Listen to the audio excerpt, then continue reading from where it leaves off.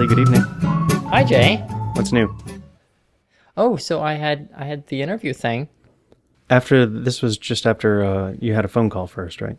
Right, I had the preliminary call, and that's the one where at the end I lampshaded things. I told them I'm transgender, by the way. And they said, that's no problem. yeah, said that's fine. Okay. Doesn't make it any difference to us. So I believe that I had asked subsequently if you felt like they knew what that word meant because you've encountered a number of people who don't, and you seemed pretty it's confident mostly, that they did. I mean, not to put too fine a point on it, but it's mostly old people who don't know what that word means. Right, yeah, I think that's what you said last time.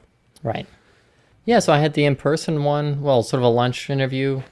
Okay. And yeah, went fine. Is it a job Yeah. that you want? Or do you just feel like you need to have an income? It is. I think it's a pretty good company, and it does seem to be a job I want. Okay, cool. Yeah. Can I just say I think this is the second most girly I've ever seen your hair. Oh. What? Did they do something different at the hairstylist the last time you went, or is it just that much longer? I flat ironed it. Oh, maybe that has something to do with it. Oh, flat irons are so awesome. Is this the first time you used one? No, it's the first time on the show, maybe, Okay. but it is not a quick process No. necessarily. Yeah. But the results are addictive. How so?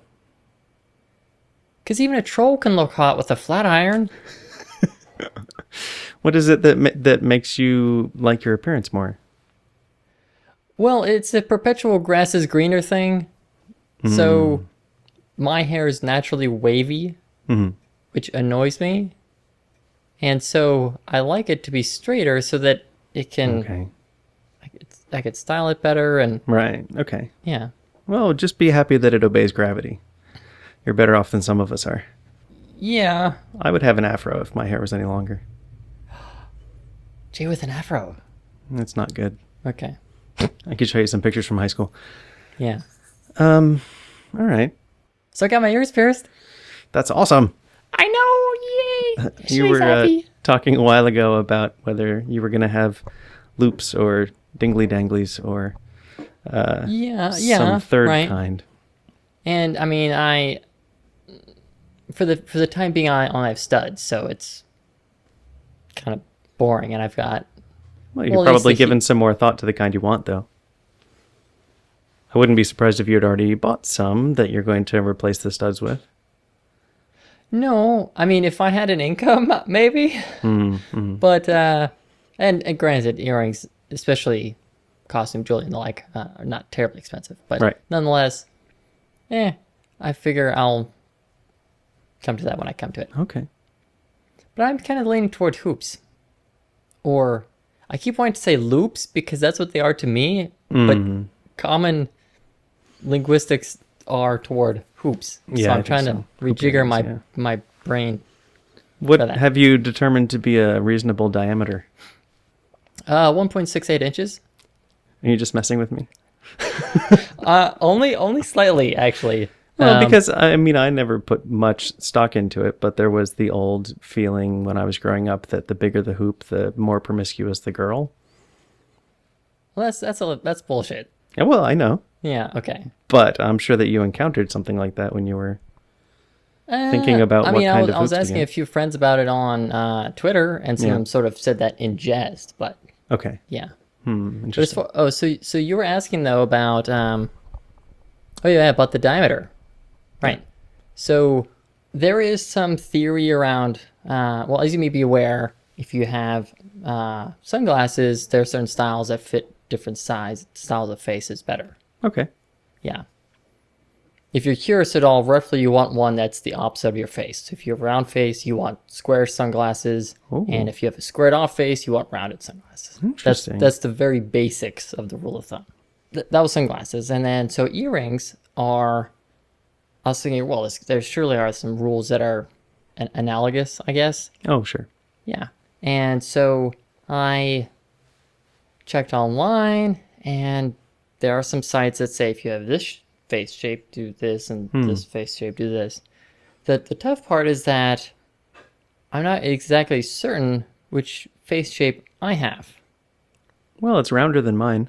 Well, okay, so shall I permutate the or list the different Sure. face shapes? Because obviously, so there's oval, there's round, there's, I don't know if it's called square or rectangular, and there's also triangular or heart-shaped, I think. Okay. Right. So at any rate, various face shapes, and there are different recommendations for different types and so on. So the main difficulty I had was just figuring out which face shape I had, and then to go from there to figure out the other bits. But I did read one site that went over various bits of advice, and then also went on to say that hoops with a diameter of, or as they put it, golf ball sized hoops look good on almost all face shapes. Okay. And a regulation golf ball is 1.68 inches in diameter. Oh, wow. Good Yes. brain. Thank you. But yeah, so that's probably about the diameter I'll be going for. Okay. What have you been doing with your free time as it relates to your transgender journey? I mean, I've been continuing to see my gender counselor, Felicia. I'm at the point now, I don't know if I had mentioned this, where I go to group sessions with other trans women. No, okay. That's news. Yeah, I've actually been doing that since maybe 6 months now. Okay, maybe you had mentioned it then. I find that Yeah. a lot of the times you'll say something and ask, have I mentioned this before? And I'll say no, but then I found out during editing that you did. So 50-50 chance there. Yeah. At any rate, so I mean, on the off chance maybe I hadn't mentioned, I mean, with the group sessions, naturally there's less one-on-one time with Felicia, but it's also more of a group environment, obviously. And I guess one advantage is that you sort of get the other perspective of other trans women and their various respective transitions. It also so happens that Felicia charges a little bit less for group sessions. That makes sense. Yeah. So while I'm trying to, I don't know about pinch pennies, but I'll, take a closer eye at my budgets and so on, I've continued seeing Felicia because it's an expense that is not too bad. Okay. As far as other bits of my transition, one of the things I've been wanting to do was to perhaps see a speech therapist to improve on my voice and so on. And it's sort of a happy yet sad thing, which is to say, okay, hey, I've got all this free time in which to see a speech therapist. But I mean, it's undoubtedly not a cheap thing. Right. And so that's something that I can't really justify doing right now. Damn. Because I'm thinking, it's maybe it's going to be, I don't know, what were we thinking, 60, 75 bucks an hour? What did we estimate? That was a totally wild guess on my part, though. Yeah. I mean, but that sounds... It couldn't hurt to call and ask. Yeah. That's true. But even so, it's not a one-off thing either. It's going to be... And it's probably one of the things that comes with a lot of homework, so you wouldn't want to take like an intensive course because going, 5 times a week wouldn't be any better than spacing it out over 6 weeks or so. Right. Although on the other hand, I often hear from trans women in general over the internet or forums or whatever, that when undergoing speech therapy, it helps if you've already gone through your transition at work and so on, in the sense that you can then affect your voice all the time, rather than having to switch back and forth between your gender presentation of your voice. Sort of like if someone is learning a new language, that if you go to a foreign country in which they speak that language, and you speak it all the time, you can get much better at it. Selfishly, are you never going to bother affecting your voice while we're recording until you've gone through speech therapy classes and feel like you're perfect at it? Like, is it all or nothing for you? Because I imagine you're not going to get any negative reinforcement from me if you flub something. Yeah, that's true. Sure. Right. Wait, tell me the question again, because I don't know, I spaced out or something. I missed... I got part of it in my brain, but part of it went out the other ear. So in other words, why not use our little show here as a forum for practicing? That is a pretty good idea. Okay. I feel like I brought it up like 6 months ago and you said, no, I'm not going to do that. I'm not gonna freestyle it, I should say. Hmm. I'm not gonna, because there are certain techniques and so on that there are, I guess, statistically a certain range of pitches in which males typically speak and a certain range of pitches in which Okay. women typically speak. And so there is sort of an overlap depending on your particular biology and so on. Yeah. And that's sort of what a lot of speech therapy goes for, Okay. which all sounds obvious, probably. But part of it is that part of what you want to do, of course, is you want to get into that range, but you don't really want to go too high into like a falsetto, for example, because then Yeah, that that's just no good. sounds even worse. Yeah. And so, yeah, I mean, I think I'll try things out on the show. Cool. And of course, I mean, this is not my natural speaking pitch either. The one you're using right now? No, not exactly. I mean, Say the same sentence both ways, if you wouldn't mind. okay, so say the same sentence both ways. Say the same sentence both ways. All right. Yeah, I actually had to think about that one. Sure. But now that I'm more used to actually speaking this way. Okay. Yeah, it's mostly a matter of taking some of the resonance out of my voice, which I'm able to do, which I find helps a bit maybe, but Is resonance the thing that I think of as grittiness? like reverberation, Yeah. Okay. like the reverberation within your lungs, within your trachea and so on. That singing in the showers kind of sound. Sure. Yeah. Right. So earlier you spaced out for a second, and earlier Right. today, or maybe the day before, you mentioned something about your addled brain, which Right, is yeah. not something about your brain that you would have ever said 2 years, 3 years, 4 years ago. I mean, I've always thought of you as my friend with the steel trap brain. Do you think there's anything about your hormone treatments that are affecting your ability to think clearly or remember things? No, I think in that case, the email that I had written to you was maybe at 11 p.m. or midnight, and my ADD medication had long worn off by then. So okay. I think it was mostly a function of that. Maybe I was tired. So Maybe. I mean, don't think there were a few times I noticed, maybe 4 or 5 months after you started hormone therapy, that you'd be IMing me during the day, and there would be a typo, and that's not something you had ever done before. So I noticed. I'm like, oh my god, that doesn't look right. I'm like, yeah. you just made a typo there, and then you're like, whatever, no big deal. But it like kept happening, and this is the so most benign embarrassing. criticism ever. But only because you had never done it before was it kind of shocking.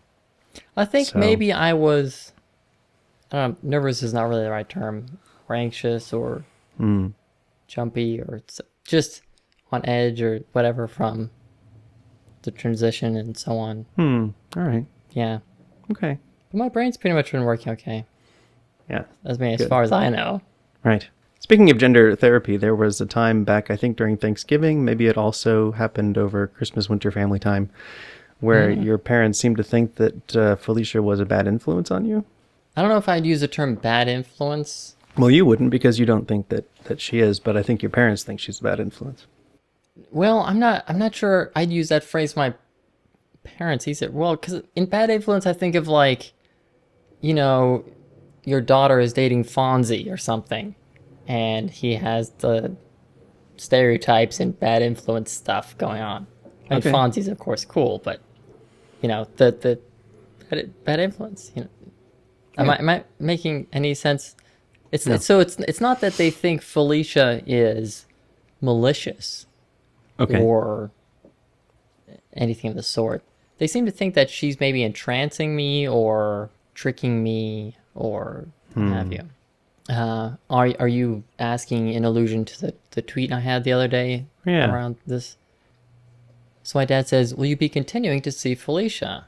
You've done everything she's told you to do. And it seems that my dad thinks that she's whispering in my ear or whatever, or giving me these ideas, or you should go You should do hormones, yes. No need to resist. You are under my spell, blah, blah, blah, blah, blah. But, which of course is, it's absurd and hurtful, I suppose, that, I mean, in part, for instance, the hormone thing, I've been thinking about that since I was like 16. I think the phrase you mentioned before, the first time you brought it up, was that you felt like your parents didn't trust your autonomy, your ability to make your own decisions. Right, yeah, and that's so the other thing, that they seem to think that I'm not able to make these types of decisions for myself. Well, in order for your dad's theory, lowercase t, to be true, you would have had to go to see Felicia the first time, and it would have had to been her idea. Like, she found you on the street and took you in her office and said, hey, you look like a person who wants to change their gender. Let me tell you all about it. And then gave you some special Kool-Aid to drink. Yeah, or it could be something like I had gone to see her on my own, not knowing a direction of where I had wanted to go, and she had pressured me into doing things, which is, of course, not true. Does your dad have a generally positive view of therapy in general? I think he does, but he does not have a realistic view of what it is to be transgender. Mm-hmm. He seems to think that being transgender is a state of mind or a choice, as it were. Mm-hmm. Mm-hmm. Because, for example, in the course of discussions with my parents and with my dad, one thing I brought up to my dad at one point was the DSM, which, have we talked about that? Yes. Right. The Diagnostic and Statistical Manual, and how gender dysphoria is included in that. And so my dad's retort was along the lines of, well, since the 1970s, the DSM has seen an increase in size of 30%, or some figure. And you can't think that all of that is for real. What? There's no corollary there. No, that's complete bullshit. Does he also think that your cousin Guy is making a choice about being gay? He probably does think that. It's a shame. It is. But as far as the thing with my dad and asking if I would continue to see Felicia, yeah, I think what is also kind of odd is that my dad seems to think that, first of all, I've done everything that she's told me, or whatever, quote. But also he seems to think that there's nothing more for me to do. And granted, I've transitioned at work, I'm full-time, and I'm on HRT. But of course, there's that pesky thing about the support of my parents. And I very much want to continue going to see Felicia and the group and the other girls to get feedback and so on, as far as how I deal with those types of issues going forward. Okay, suffice it to say you and Felicia haven't run out of things to talk about. No. But it did make things weird when I was explaining to my dad that, yes, I would continue to see her. Because, I said, because I'm still trying to, how did I put it? Still trying to work through my transition, or I don't know, something like that. Yeah. Which I guess is true-ish. But it was, yeah. Extrapolating a bit, do you think that he thinks that if you were to stop talking to Felicia, you would change your mind about some things? He might think that. Like the brainwashing would wear off? Yeah, maybe, yeah. It's like you ask him what 2 + 2 is, and he says pineapple. I mean, it's like, how does he get from A to B? Yeah. I want to fix it for you. Thank you, Jay. Which is a perfectly helpless male response. Yeah, kind of, but I know what your sentiment is. So there's this other thing, Jay. There's another tweet, in which just is based off of another phone call with my dad, and my dad says, "We don't condone what you're doing, but we accept it." And we being, of course, my dad and my mom. And then after a moment, he says, "There's a difference, you know." As if to emphasize that, like, we put up with it, but we still think it's a bad idea or whatever. I am running through the nuances of those words in my head. And he says, we're not pleased with your decision, but we realize you aren't going to change your mind. And so many of the replies I had on Twitter were along the lines of, oh, hey, that's progress. Your dad is accepting it. And I guess in some sense it is, but I mean, sometimes you'll hear people say that it wasn't so much what so-and-so said, it was how they said it. Uh-huh. And that was sort of how I approached some of this, that I found it kind of hurtful when my dad said that. Tell me about the context. Was it in response to a direct question you asked, or did he bring it up himself? And if so, what was the prefix? I think my dad had asked, oh, so what'd you do this past weekend? And I mentioned a couple of things and said, oh, and I had a group session with Felicia. And then he asked me a thing about, oh, are we going to continue to see Felicia because you've done everything. And then he kind of rounded things out with, we don't condone what you're doing, but we accept it.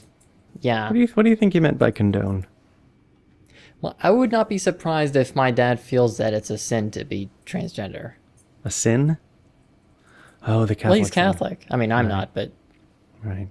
In sort of the general sense, he probably thinks it's inappropriate. My dad, that would be a phrase I could see my dad using. Unbecoming. I don't know. I'm just kind of inferring words that I'm putting into his mouth here. Sure. Yeah, I guess that's not really fair. I don't know that I ever asked this before. Do you think that part of their friction pushback has anything to do with them trying to save your soul?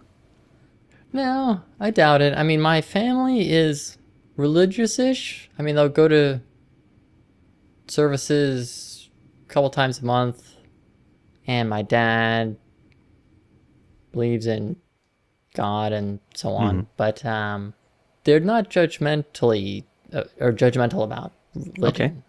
For instance, I was mentioning on the last show about the yarmulkes and how my dad. Right. Yeah. So he's very accepting of, well, certainly people who are theists, as opposed to me. It took you guys quite a while to get past that too, as a family, didn't it? Like you had at least a year of conflict about your atheism. Well, it was one of these things where I mentioned it to my parents, and from that point forward, they just kind of didn't bring it up. Oh. So they sort of had their heads in the sand about that for a while. Because I'm jumping back, but in my head, condone means... Endorse? Yes. Endorse even up to, like, recommend to friends and family. Right. Yeah. Yeah, I guess it would be like, in my head, endorsing plus a little bit more. Like you'd almost be proud of it. Like, hey, I have a new daughter. Oh, I see. Yeah. It could just mean, reluctantly agreeing.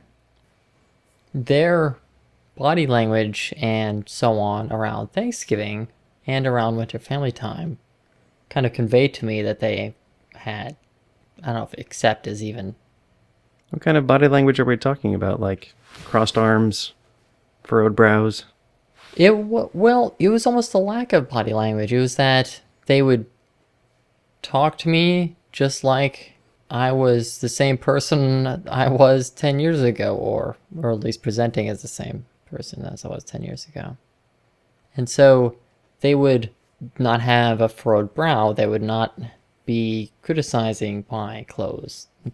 But in fact, they would be making no mention of my clothes at all.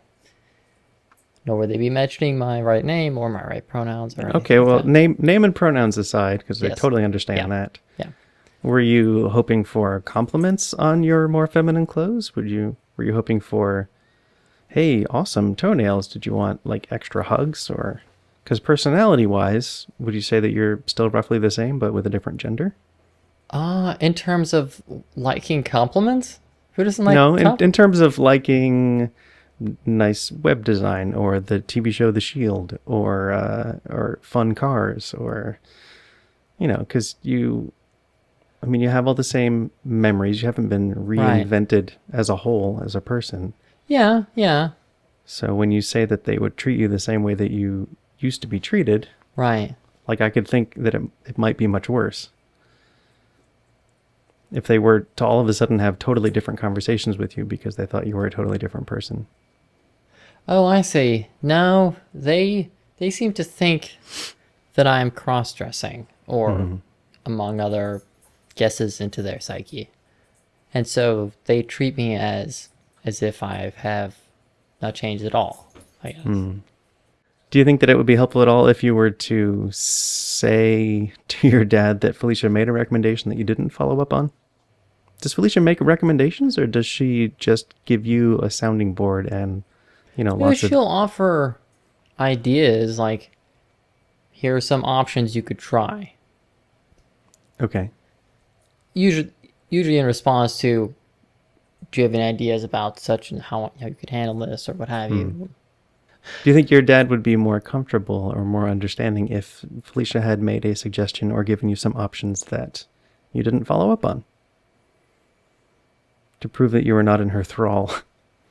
I could do that, but it would probably not help, just in the sense that the suggestions that Felicia may have, the ones that I happen to set aside, are ones that I ascertain to be ineffective for my parents. Or I mean, for instance, one of the things that's been frustrating for me is that my parents don't call me by the right name.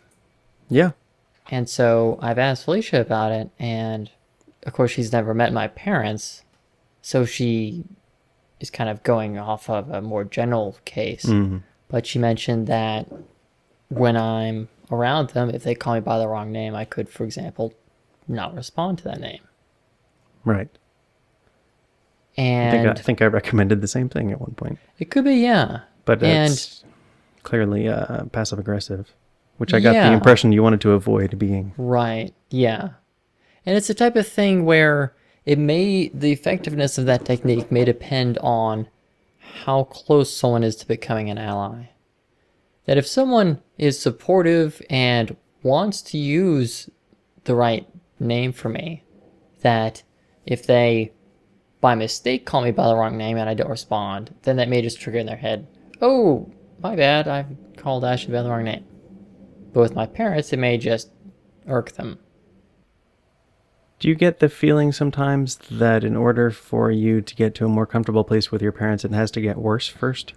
Like maybe it's an acceptable risk to have them be irked? I really struggle with that. Yeah. Because, so just to kind of follow through on the condoning thing and so on, that part of what made me sad is that my dad seemed to think that this wasn't the way I was born, that this was something I chose or whatever. And given that I've tried all the ideas I can to try to convey that to him, including just science, like straight up DSM, it's listed in there, that should be pretty much case closed for most people. But yet he swatted that away with his cognitive dissonance. And so, even if they weren't to call me by the right name right away, I would really like it if they would just even acknowledge that this is not just a whim for me. This is not just, oh, I thought this would be fun. I mean, what form could it take for your parents to acknowledge that it wasn't a whim, that it wasn't a phase? Say we're going out to dinner at some fancy restaurant, and I go change and whatever. And maybe my mom says to me, oh, hey, your red shoes might go better with that outfit than the blue shoes. I'm like, oh, thanks, Mom, But at the moment, my mom would just not say anything because she thinks I'm wearing a costume or something. Or maybe your shoes look fine with that outfit. Yeah, maybe. I mean, but just in general, if they were to try to help me along. Are there other people in your life who haven't made an effort to help you along, but do use the right name and pronouns? I mean, for instance, coworkers use the right name and pronouns, but with most of my coworkers, my relationship to them is as a coworker. And so we don't necessarily hang out just anyway. So that's not that they've been excluding me or anything. It's just not that type of thing. In the more general sense, though, people who are supportive for the most part. That people who call me by the right name and use the right pronouns generally are kind of cheering me on and want to help me through this. And yeah. There was a mutual friend we haven't talked about, I think, since maybe the second or third episode, that had the initial response of, this is fine. I understand it. I don't know that I can call you Ashley yet because I don't see you that way yet. Right, yes. Has that changed at all? That has changed. But they're in a relationship now. Okay. And their partner has always been supportive. And so I'm not sure if they simply came about it on their own or if it was their partner who kind of helped convince this person or through peer pressure or whatever to call me by the right name. Being convinced isn't the worst thing in the world. But if you think that that they're doing it disingenuously, that's something else entirely. I don't think it's disingenuous now. Okay. There may have been a point where they were kind of playing along to appease their partner, but now certainly now it's completely supportive, as I understand. Okay. If your parents were to use the right name and pronouns, would that be the ultimate goal? Or would you still want events like your mom suggesting a different color shoes to happen in order for their support of you to seem like it's 100%? Oh goodness, if they use the right name and pronouns, that would be the zenith with my parents. You think that's the last thing to happen? Do you think that you'll get recommendations about strappy spaghetti dress before that happens? They would probably, if anything, start using my name first.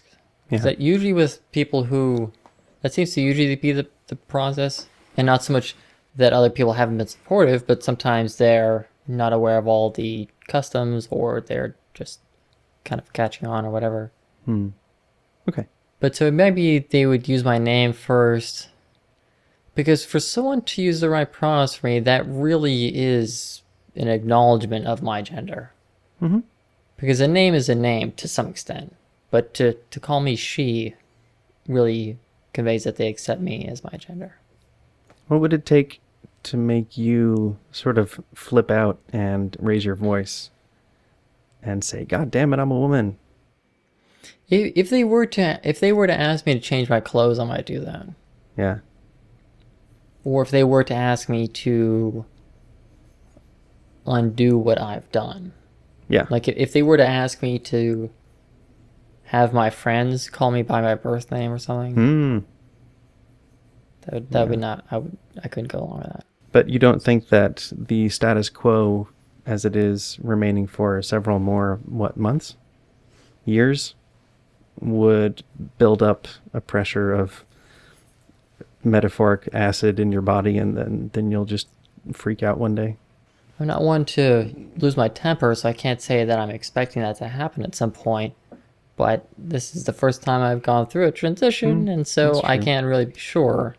I mean, I do know that it's becoming more and more frustrating even just already. I don't know. I mean, one thing I've started to think about is that, so my parents came to visit in October, and on the Saturday, I had sort of a barbecue in which I invited a bunch of friends and so on. And of course, my parents called me by the wrong name and the wrong pronouns. And I didn't I kind of thought they might do that, but I didn't realize what effect it would have on me. It was just profoundly embarrassing when they would do that in front of my friends. Were you more embarrassed for yourself or for them? I guess myself, but maybe them. It was hard to say for sure. I mean, because what it conveyed, of course, is that the people who I'm the absolute closest to in my life, my own parents, my mom and dad, don't accept my gender. It was heartbreaking. It was embarrassing. I mean, and so I'm wondering, I mean, my parents, the past couple of years, have come to visit me in the fall, and I like their visits for the most part. But then if, say, they come this coming October, I don't know if I'm going to invite other friends over for like a Saturday barbecue thing. Right. Because especially there were a couple friends who came over on this past October, and my friend Tina brought her friend Lisa along, which is totally fine. I hadn't to have met Lisa before, but she was very nice. It was great to have her over. But it was it was, if nothing else, potentially confusing for her because I introduced myself one way and all of my friends call me by one name. My parents go call me by another name. So, just in the sense of losing my temper or whatever, I mean, maybe that's part of it. I mean, I don't know. There might be a third option, and it's clearly ridiculous, but you could ask your parents if they're going to come over and visit, especially with people who have only ever known you as Ashley. If you were to ask them to not use any pronouns or any names and just sort of poke you and say, hey, you, and like, will you go give this to the person who has the mortgage or something like that? If this was a Monty Python skit, that would be quite cromulent, but Yeah. that would require acknowledging that they had some need to accommodate me or to... Because as far as they seem to think that the whole idea is ridiculous and therefore they don't see any need to play along, as it were. Well, except recently they did say that they know you're not going to change your mind.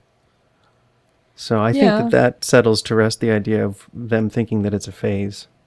But it still seems to me that they may think that quote-unquote cross-dressing is not a phase, that I'm just going to do that forever. But of course, that's not even on the face of it what's occurring.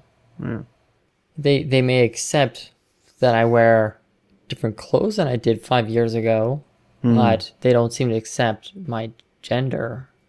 Because you would think that they would use the right pronouns and such if they were to have accepted. Unless they were just angry about it and stubborn and ego-driven and feeling like they were sort of responsible and a whole bunch of other stuff that I've guessed about many times. And you have more information about it than I do. I mean, I don't talk to them, so.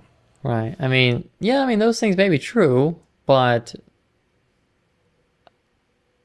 I don't know how that affects the outcome, I guess. Yeah. Well, we have a few minutes left if there's something ladylike you'd like to teach me. Oh, girly stuff? Sure. Yeah, sure. So I two jobbies. I like jobbies. I know, so do I. So the first one is this nail polish. It's very bright. It is, for the people in the audio version, a light blue. I want to say maybe baby bonnet blue.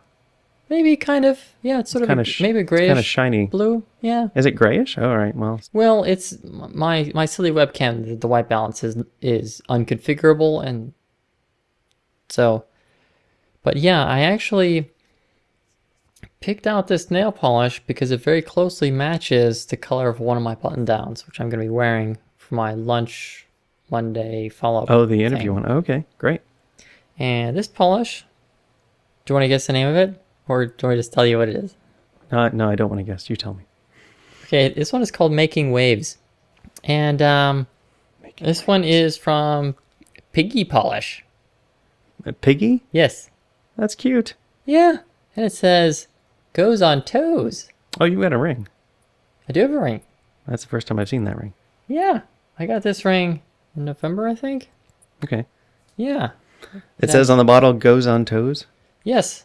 Get a piggy? Like, oh, okay. Yeah, we went to market, whatever. Right. So, I mean, I had inferred that it also can go on fingers. I should hope so. Yeah. Truth be told, I picked out this polish primarily because I wanted to match the button down.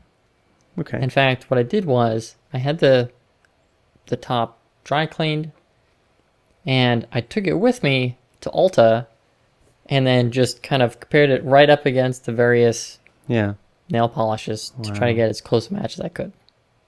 Did you wear it to the store, or are you holding it on a hanger? No, I brought it straight from the dry cleaner, so it's on the hanger in the little plastic.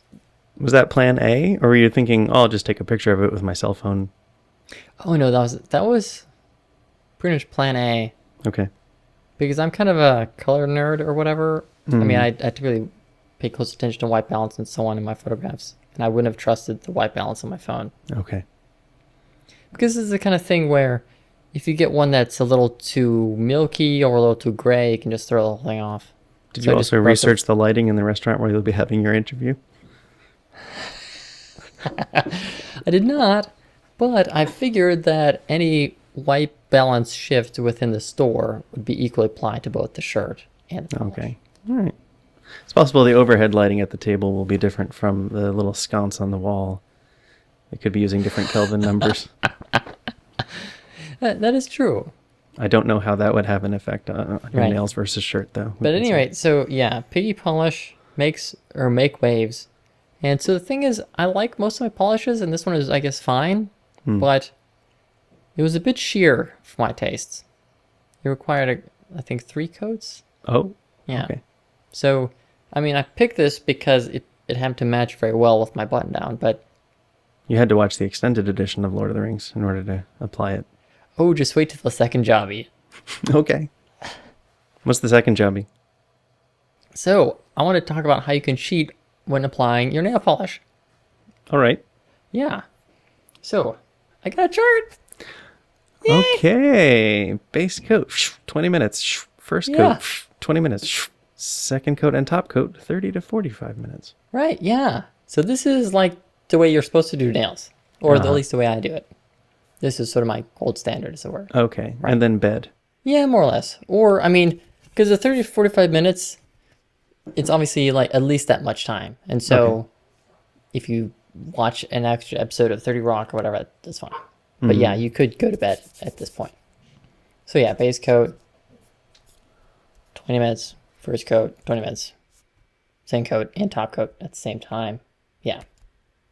So, in all, I actually added up, and I mean, this is based on estimates of your base coat taking 5 minutes to apply, and then each your first coat and second coat taking 10 minutes to apply. Okay. So if you add all those up, it works out to about an hour and a half to 2 hours. Mm-hmm. Yeah. So, we can go to stage 2 then. That if you don't have that amount of time, yeah. All right. Base coat, 10 minutes. First Yeah. coat, 10 minutes. Second coat plus top coat, 20 to 30 minutes. Now, when you say it's cheating, right. how do you mean? Because it looks like you're just not waiting as long. Well, that's true. You're not waiting as long, and what you don't get for free is that this will not be as durable a coat or a polish. Okay. It'll chip more easily?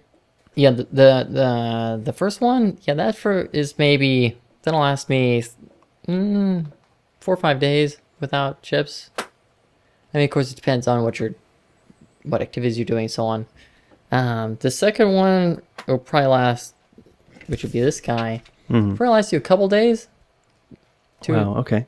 Yeah, I mean, it may chip a little bit sooner, or maybe if you're very careful, it wouldn't chip quite as quickly as that. So, I mean, naturally, this is not what I would go for as an ideal situation, but maybe. So this version takes, instead of an hour and a half to 2 hours, this one takes between an hour and a quarter. Okay. Yeah. Just enough time to watch The Naked Gun 33 1/3. Oh, sure, yeah. And then we can keep peeling away from the onion.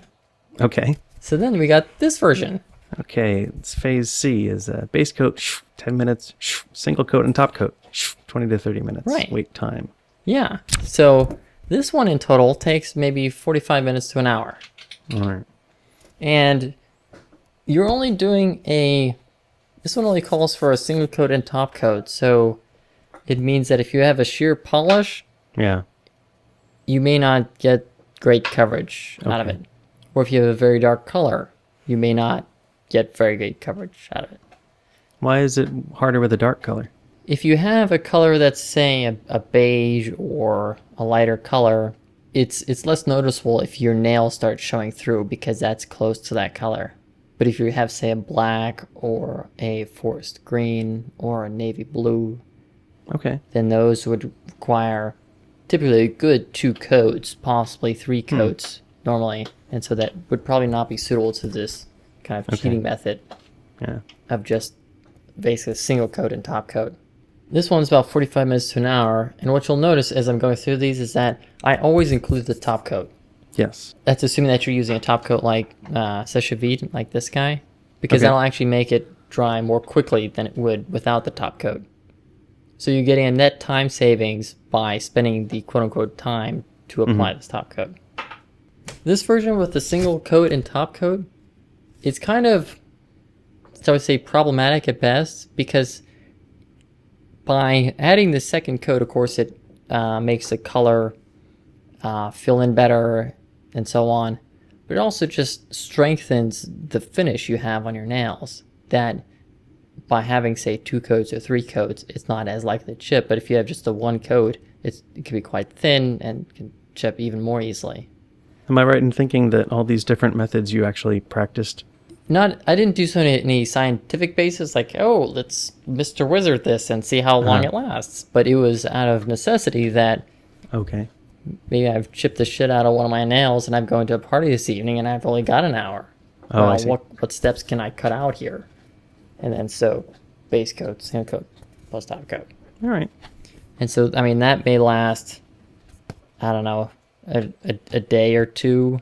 I mean, so that's really kind of suboptimal, but I mean, it is there. Out of curiosity, how many chips would you have to notice on your nails before you would wipe it all clean and start over? Well, do you mean start over on that nail or start over on the whole set?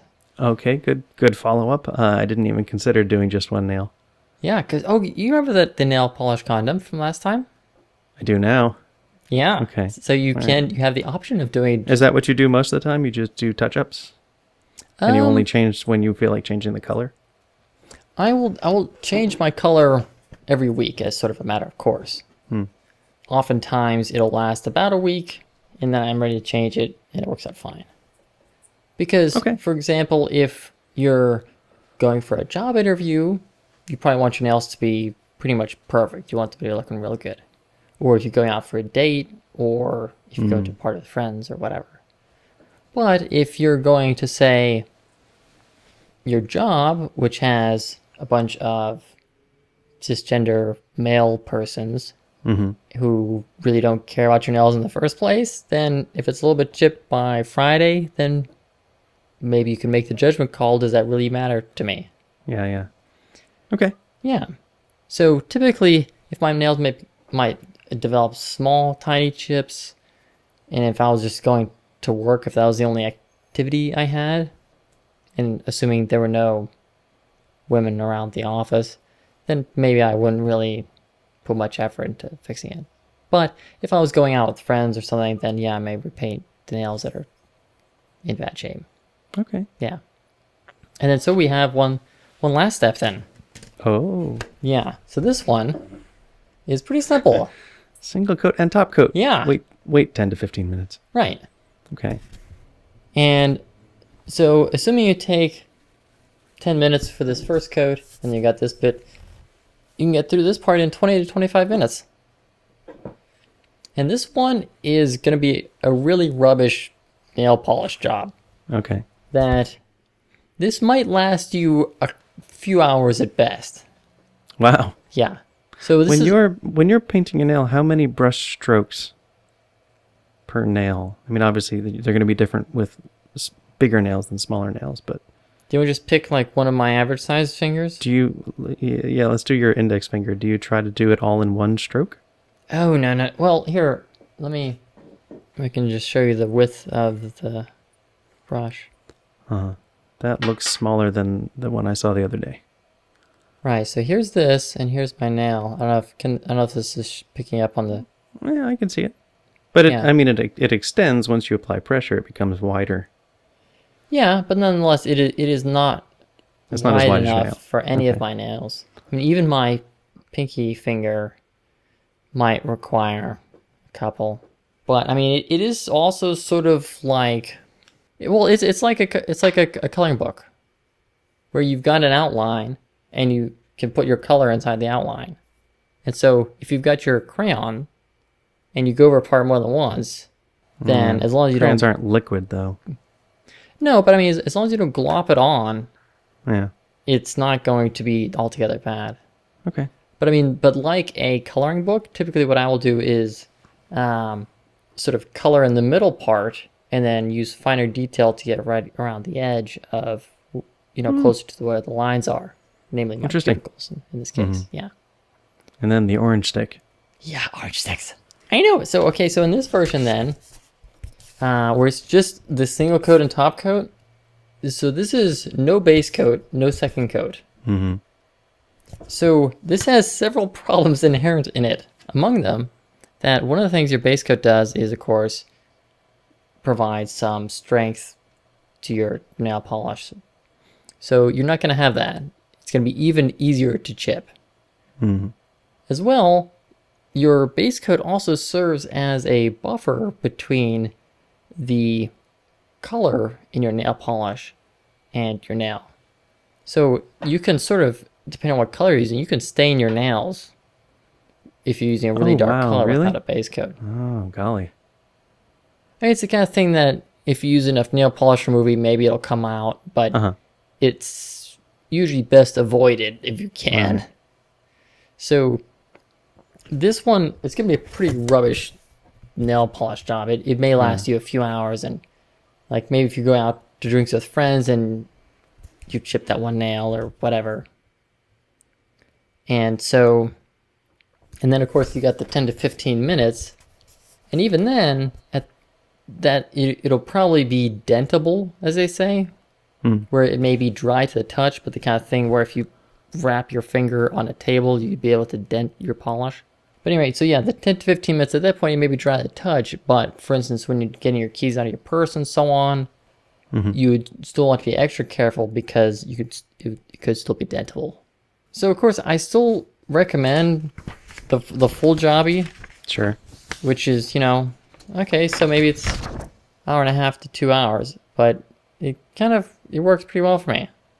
You can kind of cut out steps as you go, but sort of the rule of thumb I go with is that instead of doing 20 minutes, you could do 10 minutes, and then instead of a second coat, you could just do a single coat.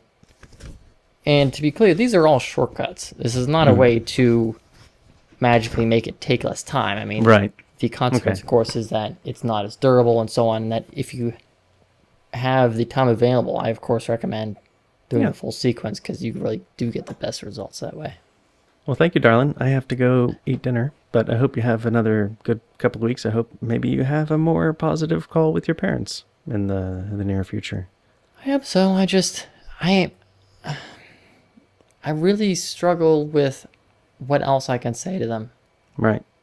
Well, because as you say, cognitive dissonance is well, you didn't say this, but it's the devil. Because, it's a non-Newtonian liquid. Oh my God, it is. So. Yeah.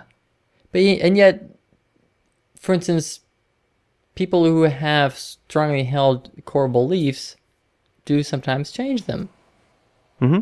That there's some people who believe in a particular religion and then become another religion or become atheists, I can only help but think that statistically it seems likely that my parents will eventually change their mind.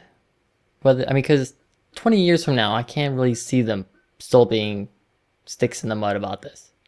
And yet, nonetheless, I have no idea what could possibly affect that change. That's a conundrum to me. It would be really nice, even a lot less than 20 years from now, if we could all do a group chat and talk about things.